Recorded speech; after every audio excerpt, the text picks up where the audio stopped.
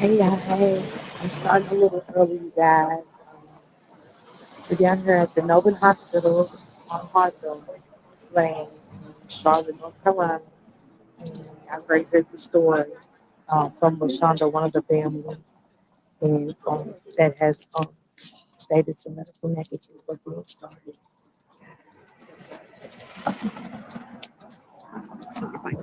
Yeah, I'm listening. You need to be. No, I'm just getting listening. Hey, y'all, hey. Hope everybody's having a blessed Thursday. Hey, Gemini, I started a little early, you guys. This way, right? Right. Yeah. Right. Like this way, facing this way. Facing that direction. Okay. So everybody just swing around. Do I need to move? Oh, no, no, no. Got the news people all here.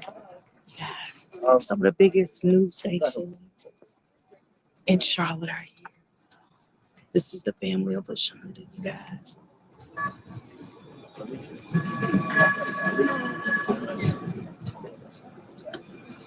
That's the hospital right behind Shane and the family, you guys. That's the family.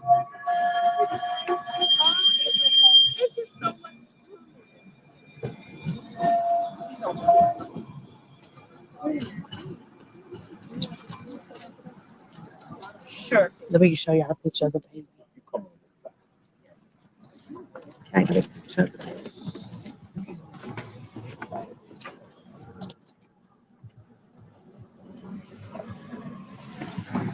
That's the baby that was given to LaShonda. That's the baby boy. LaShonda had a baby girl. Where is her baby? And why? What is this hospital really hiding? Are they harvesting organs? Because that's what it's looking like. It's looking like this hospital is harvesting organs. So I just showed you guys a picture of the baby. This family wants answers. They want to know what happened to their baby girl and whose little boy is this that LaShonda has to bury? Whose baby does she have to bury? Prayers to her and her family, and it's other women that are coming to speak out that has also had this happen at the Novant Hospital, which is right behind me, guys. That's the hospital, and it's on Hawthorne in Charlotte, North Carolina. So we want So I want to welcome everybody to the press conference for Baby Legacy. Now I do have the mom of Baby Legacy, and I also have other family members that is here as well. I'm just going to pause for a few seconds.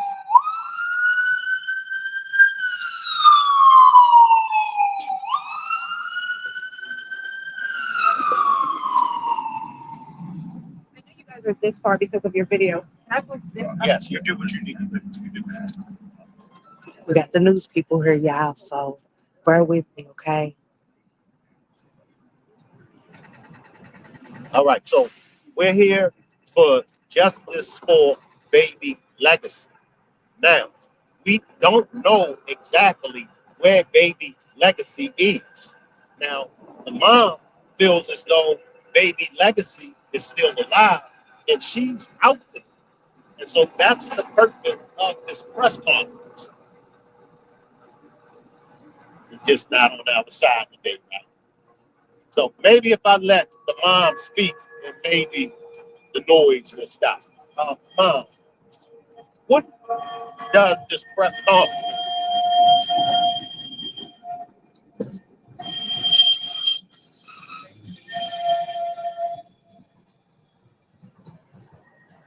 All right. Mom, tell everybody in TV land, what does this press conference mean to you? This conference today gives me a voice. It makes me feel heard. For 4 years almost now, I've been fighting to try to find my daughter, to get answers. And finally, I think the public will see that I'm here, and maybe Novant will act like I'm here as well. Now, for those that are not familiar with the case, take us to the beginning of this situation with Novant Health Presbyterian, with Baby Lex. On February 11th, I came into Novant Presbyterian having signs of high blood pressure. I was admitted on February the 12th. They told me I needed an emergency cesarean. I refused it because I was so early. On February 13th, they came back and said, you have to go now for no reason at all. I went in, had a cesarean. Legacy was born on February 13th at 8 o'clock in the morning. She was thriving. They thought the worst, but she did well. They said the first 72 hours would be critical. She followed through with flying colors. She was amazing. On 3 days later, February 16th, they were talking about releasing me. February 17th, they did release me. After I signed my paperwork to be released, they called me down and told me that she had developed an infection. I went down to see them. I told them to do everything they could to save my baby and to make sure she was good. They said they would. I was released from the hospital. I went home that night on February 17th. The 18th, they called me and said that she was not going to make it through the night. I told them that she would. I believed in God, and I was checking my chart to make sure they were giving her what she needed. She made it through the night, February 19th. I went to see her that morning. I also got a text from a nurse that morning saying that she was doing well. February 19th, the same night as the night before, they called again and said she would not make it through the night. I told them she would, and they were not going to keep calling me with the same thing. I hung up the phone. 5 to 10 minutes later, they called me back and said she had passed. I immediately went to try to look at my chart to see what happened. They had swiped her off of my chart. No picture, no charts, no files, no nothing. The next morning, I went up to see her. I waited for hours. All they kept persisting was that I had to find a funeral home to come pick her up. I told them I was not from Charlotte, that I was going to go home and talk with her father and see what he wanted to do. And I would call back up. They had me sign paperwork. And then hours later, we went to see who was supposed to have been Legacy. They placed me in a closet, a storage closet for babies. They had a cart inside, a gift bags, Pampers, all kinds of baby stuff in there. There was no window, no light, no nothing.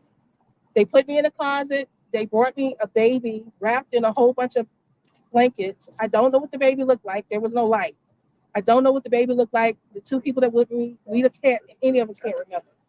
We then left the closet because they came back and got the baby. We left the closet. We left the hospital. I called back up there and told them what funeral home was coming. I proceeded to do funeral arrangements because I trusted Novant and what they said. At that point, 3 days later, while doing funeral arrangements still, Novant called back Dr. K, who was actually the doctor who was overseeing my daughter, and I had conversations with several times. He called and he was excited.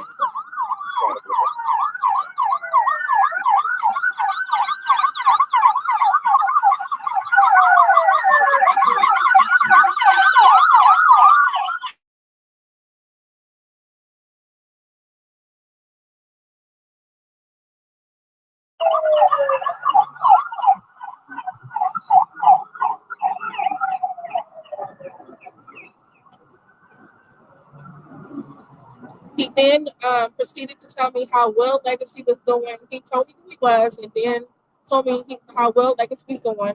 Everything that was wrong with her, he basically said was turning around. He was optimistic. The excitement in his voice left me speechless. After that, my assistant that was with me, she said, "Wait, you said her baby was dead." He said, "Is this Miss Hunter?" I said, "Yes," and he then hung up the phone. I called back to hospital that day so many times trying to get answers. They would put me on hold and hang up. They would leave me on hold and never come back to the phone. Finally, hours later, they called and said, it was another doctor, Dr. P, Preppy. She called back and said, "I'm so sorry I called you. Your number was attached to another file." I said, "You didn't call me, Dr. K did." She said, "No, it was you." I told her it was not her and I knew it wasn't her. She can't trick me. So at that point, she said, "Well, we put your name on another file." I said, "Well, I want to see that baby." She said, "If you come to the hospital, security will be called and you will be arrested." At that point, I didn't know what to do, so I started reaching out to attorneys. I found an attorney who then asked the hospital for an immediate investigation. They have completely ignored us up until this point. There has been nothing done, nothing. And I'm tired. I've missed my first words with my baby. I've missed our first steps.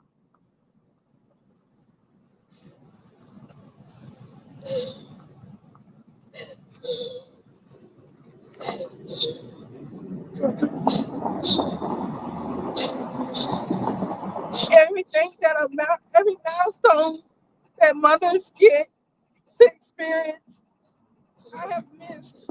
She's the only child I would have physically had. And I just want my daughter. I just want answers. I want to know what happened. Let me have just step to the side, and I want to bring in community activist John Barnett.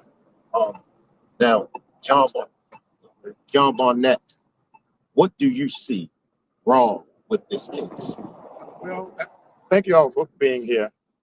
I literally ain't been home. I just came here straight from Louisiana. I'm glad I made it. But there's about 7 smoking guns we want to make sure you all know about. Number one, I think something that's very compelling is that she didn't even think she could get pregnant. Let's deal with the mother. We got a lot of mothers out here. So let's deal with the mother effect. She didn't think she could get pregnant, and she gets pregnant. So imagine her joy that she had knowing that she's getting ready to have a baby. Now we have ultrasounds, first red flag. We got ultrasounds, we got pictures to prove that this was a girl. That's the first problem. Number 2, DNA. Now to know that she did DNA of this baby with this, and she paid for it, with the skin and the nails after this baby was given to her, it came back unconclusive, which means the baby's not hers. It's the first problem. Second problem. Number 2, it's a male. We have ultrasounds that it was a girl. Charlotte Observer, thank you. You ran this story 3 years ago. 2002, I think. What, last year? 2024. Had the baby in 2002. So thank you. Because you ran the story and it just stayed there. Nobody entertained it. And then mainly because she didn't do what we did today. Now, what we're doing today helped my client last couple months ago at Atrium Health. I got to give a shout out to Manila, who's fighting for her life, stay alive in Gaston County. And because of what the blessings behind your cameras is that she's been waiting to go to court since March of last year. We do a press conference in front of the hospital, which means I just left Louisiana fighting for some people to get their land back. And I'm in front of a hospital, which I'm thinking now, is the hospital just like the police department? Should I say crooked police department? They deal with people with kidnapping. Yes. We got baby, hypothetically speaking, being kidnapped. Yes. They stealing organs. Y'all don't Yes. wanna know how many calls we've got after we posted this story. Mothers calling me saying they took my baby's heart out, and then they put the heart back in, and the heart is in my child. Ooh. Wow. I mean, the stories go on and on and on. So Novant, we're opening up. We tried to meet with you all. The lawyer sent a letter trying to meet with you all. We try to first come at a table of peace. And after a table of peace, the 5th step of civil rights is direct action. Let me go to the 3rd bullet. The 3rd bullet is that she's got a lawyer because we said, do an investigation. Let's try to figure this thing out, Novant. Novant's response was silence. 4th bullet, which is one that makes me angry. There's some notes that we have that says that the attorney is a white female and the mother is black and uneducated. That's probably why I took this case. You have a BS degree, correct? Yes. Johnson C. Smith. Shout out to Johnson C. Smith. So now you're labeling it. Now I see a little bit of discrimination based on race. And so today, 5th bullet, she called me last week. You got 7 days. And I'm reminded in the Bible, if anybody knows about scriptures, that at the last minute, Meshach, Shadrach, and Abednego goes in a fiery furnace. Yes. They didn't know if there was any hope. And yet, they was saved from that fire. There's times where Jonah is in the well, and he's sitting there, he's in the well for 3 days, and all of a sudden he escapes out of the well, and he goes and he preaches in Nineveh. Well, she only had about 3 days. And I've been calling lawyers, Jesse. I've been calling lawyers. I called about 8 lawyers. And just within the hour, God good, ain't it? Yes. Let's I go, get a John. text from attorney Pam Hunter. He said, John, I'm tired, I done filed, and we good to go.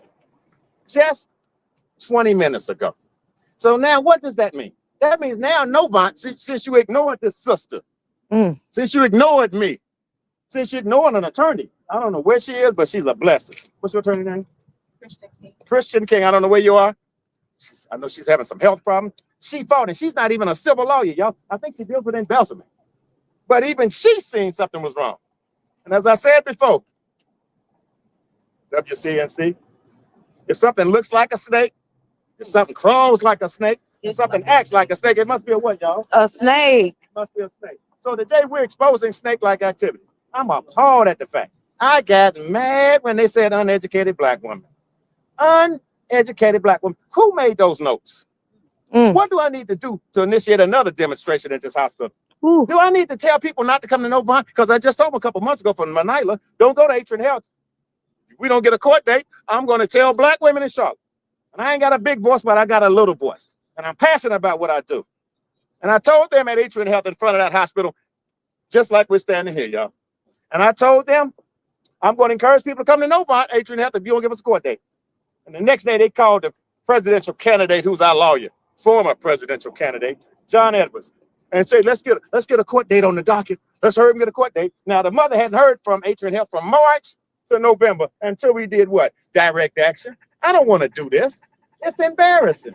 I wouldn't want to have a cookie store or a candy store, and they got cameras outside, so it's embarrassing. But when you don't respond to us, when you don't respond to this mother for 2 years, shame on you, Novant. When you don't respond to me, wrong problem. But now you got to respond to the lawyer in federal court because we just filed today, sucker.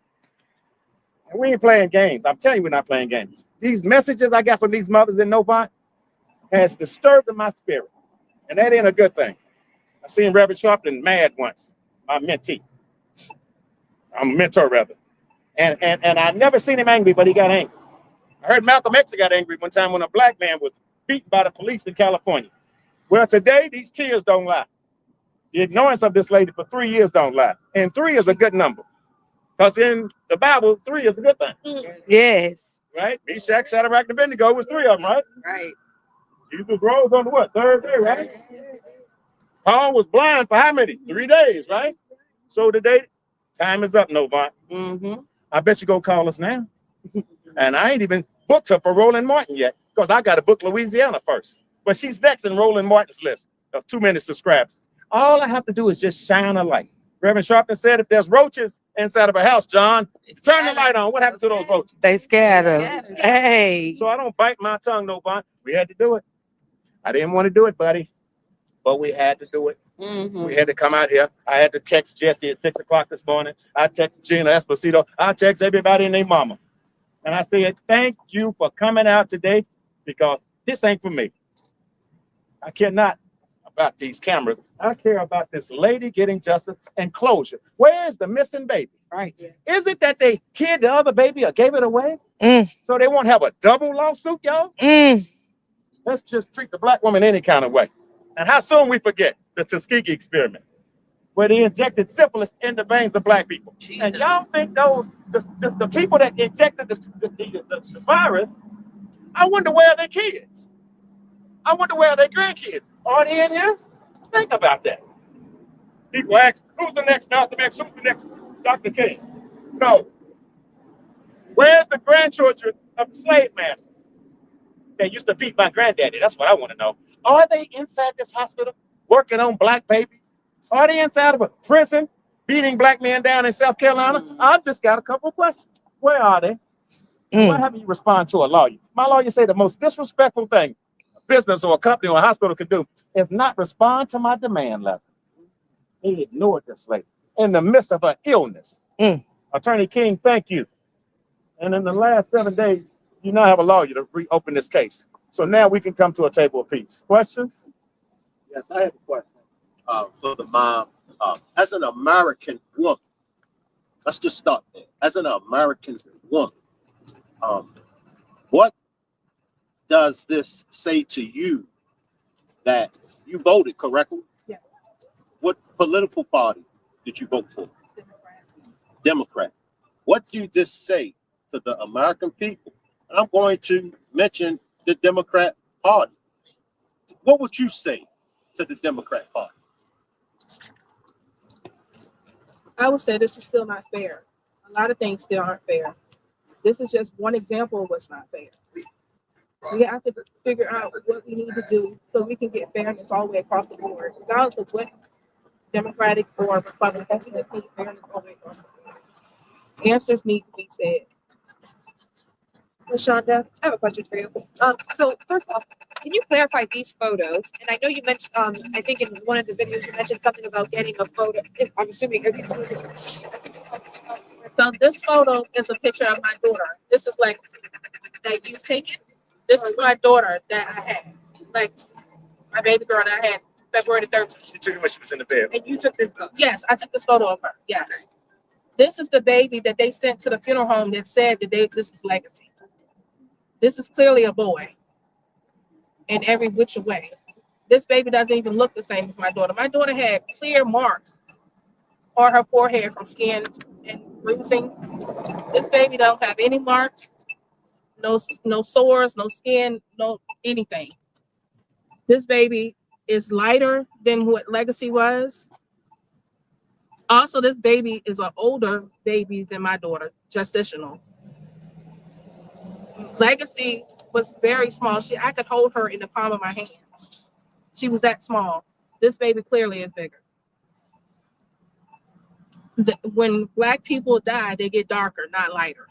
That's a fact. My daughter was already brown complexion. She was nowhere near that complexion. I have a question about the DNA testing.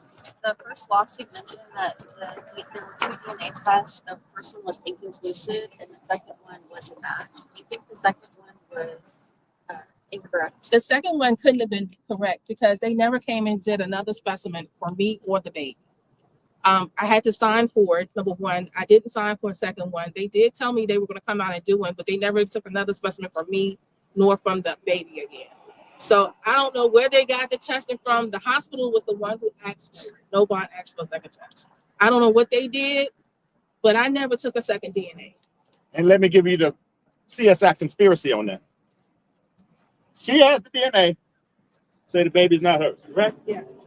The lawyer maybe didn't know she needed to tell Novant this. My client has processed the DNA.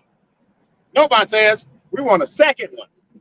When they process the second one, y'all, the reference number that's on this medical file on the person that says unconclusive is the same number on the new one. By law, every time a DNA is taken, whether it's 10 times or 2 times, you have to have another number with it. They give It you a cannot new, be the that's same right. number. They give you a new reference number. And all of the numbers are the same. So it was like some photocopy. And she asked the lady, what's the deal with these numbers? The lady said, I don't have a clue. The woman that works in the DNA office. I don't know how this happened. You see these little snakes that needs to be exposed? And guess what? If she's wrong and this baby is hers, we'll go home, get some Starbucks and talk about the memories. But if by chance they're ignoring us and they're not responding to calls, Charlotte Observer, and they're not, how do you not respond to a front page? Charlotte Observer says that they have 1 million viewers. How y'all not ignoring it? I would at least respond. Send a spokesman out here. Send a nurse out here. Send a cleaning department out here. Anybody. At least respond. So by not responding, that means you're hiding something. And if not, sit down with us at the table, please. I got another question. Hold on. Go ahead. What else? So a lot of it is still being amended, but a lot of it is going back from day one, even when I was in the hospital, how I was supposed to have an emergency cesarean, and I wasn't, it's nowhere in my file saying I needed an emergency cesarean, nowhere. My doctor came and saw me. He left 3 o'clock that morning and said I was stable and he'll see me Monday. Another doctor came in 3 hours later and said that I was scheduled for a cesarean, and nobody knew what she was talking about. I had never seen this doctor before. I begged her not to do it. I literally begged her, and she still insisted that I have it. She couldn't give me a reason. There's no reason in my charts that said I needed to have a cesarean. So they're going back to that. They're also going back around to the different things that took place, even down to the baby being a boy. They're mentioning, they're including that more so. And keep in mind, Legacy was supposed to have passed February the 19th. On February the 25th, they were still charting her chart, taking out tubes. Yeah, that's right. On February the 25th. That's right. So it's no way that Legacy could be passed if you're changing tubes. It just still doesn't make sense. And by law, when a person passes, the chart has to be closed within so many hours, and nobody can touch the file. They withheld this whole thing was delayed because they withheld my chart for a year and 5 months. Mm. A whole year and 5 months, I had to wait to get charts. 17 months. That's crazy. They would give me a chart with 25 pages, with 17 pages. That's not even I was in there for 4 days, 5 days. You know, 25 pages is 1 day worth of stuff. That's right. There's no way. So they've been playing the whole time like I'm stupid, and I'm not stupid. No, you're not. What would bring you closer? What would be justice for you in this case? What would bring me closure is to see my daughter, honestly. I have thought about this thing so many different ways. I have thought about the fact that she's alive and with somebody else, and she's bonding with somebody else, and what's that going to do to them, and then what it's going to do to her, and how the transition would go about. I have thought about it so many ways. I thought about what maybe she did live longer than what they said, and on February 25th, maybe she passed, but they just didn't want to tell me it was later. Whatever the reason is, I just want to know.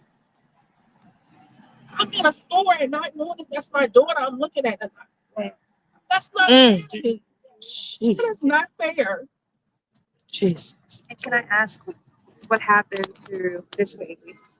So this baby sat out for months at the funeral home. But because I had signed for the funeral home already, I was, in so many words, stuck with it. So they told me I had to bury the baby. I had already paid for the burial and everything because I told you I was in the process of the funeral arrangement. Everything was paid for. So I buried the baby in the spot where Legacy was supposed to be. And so the baby is buried.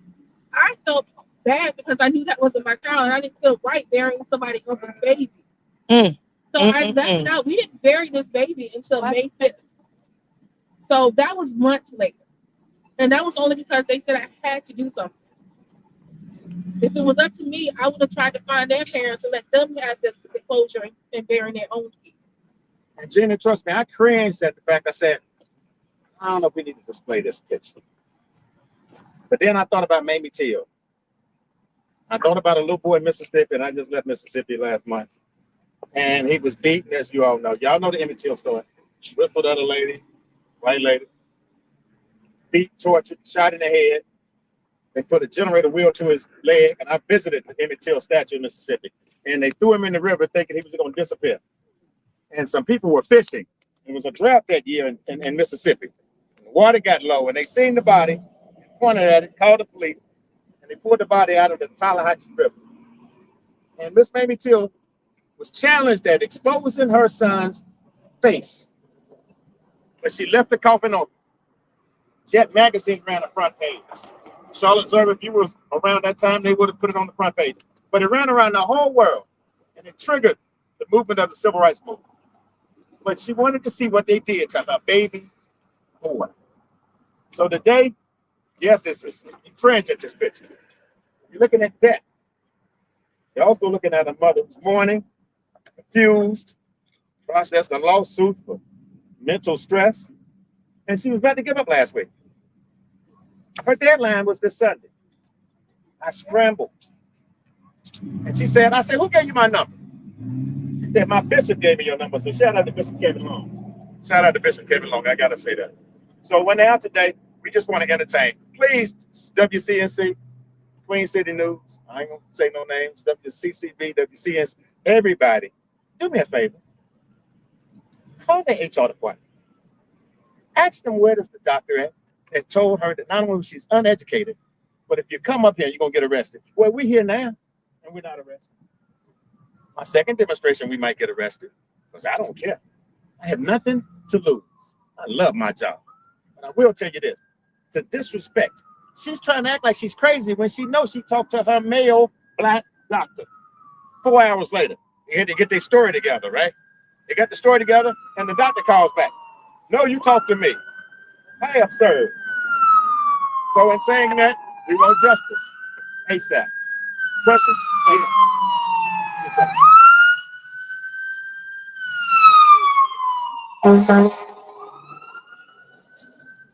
So now that baby legacy story has went viral, and many other mothers have reached out to you with similar stories, how does that make you feel to know that you aren't the only one that experienced this situation? It makes me feel sad that any mother has to endure what I've been enduring. When I spoke to Alicia and to another young lady, I didn't speak to all the mothers because there was so many people inboxing me, telling me their stories similar to mine, and all through Novant. And I just couldn't believe it. I could, but I couldn't. And the first thing I said to her was, I'm sorry that we share this pain. I don't want any mother to feel this. I don't want any mother to go through what I'm going through. And it's sad. It's really sad. Hey, Riders. I'm sorry, you guys, but my phone is going to go dead. I did not charge my phone good enough, you guys. I'm so sorry because the story is so important, but you can catch the rest on Shank Rocks Live. Salute everybody. And please share this story, you guys. Share. Not because it's me, but for these children, for these babies that's out there that don't know that they're not even with the right parents. This hospital for stealing organs, this hospital for lying, and no telling what this Novant hospital on Hawthorne in Charlotte is really hiding behind those walls. Salute everybody. Thank you guys so much. Justice for these babies, justice for these mothers. Salute.